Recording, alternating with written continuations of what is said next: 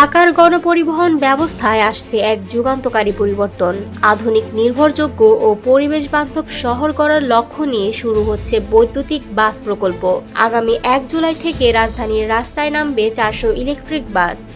এই তথ্য জানিয়েছেন স্থানীয় সরকার, যুব ও ক্রীড়া উপদেষ্টা আসিফ মাহমুদ সজীব ভুঁইয়া। শুক্রবার রাতে নিজের ভেরিফাইড ফেসবুক পেজে তিনি লেখেন, ঢাকায় চলবে বৈদ্যুতিক বাস। আগামী 1 জুলাই থেকে এই প্রকল্পের কাজ শুরু হবে। গণপরিবহনের সমস্যার সমাধানে এটি সরকারের একটি গুরুত্বপূর্ণ উদ্যোগ। এই প্রকল্পের আওতায় ঢাকায় 3টি চার্জিং ডিপো তৈরি করা হবে। বাসগুলো হবে আধুনিক, দূষণমুক্ত এবং প্রযুক্তি নির্ভর।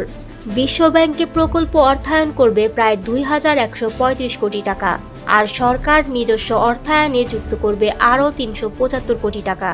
2025 সালে কার্যক্রম শুরু হলেও পুরো প্রকল্পটি বাস্তবায়ন হবে 2030 সালের মধ্যে।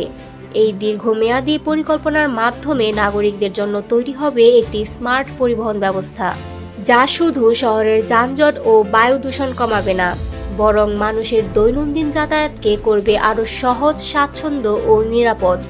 এই উদ্যোগ নগরবাসীর জন্য শুধু একটি পরিবহন ব্যবস্থার উন্নয়ন নয়, বরং এটি একটি টেকসই, সবুজ ও ভবিষ্যৎমুখী নগর জীবনের প্রতিশ্রুতি।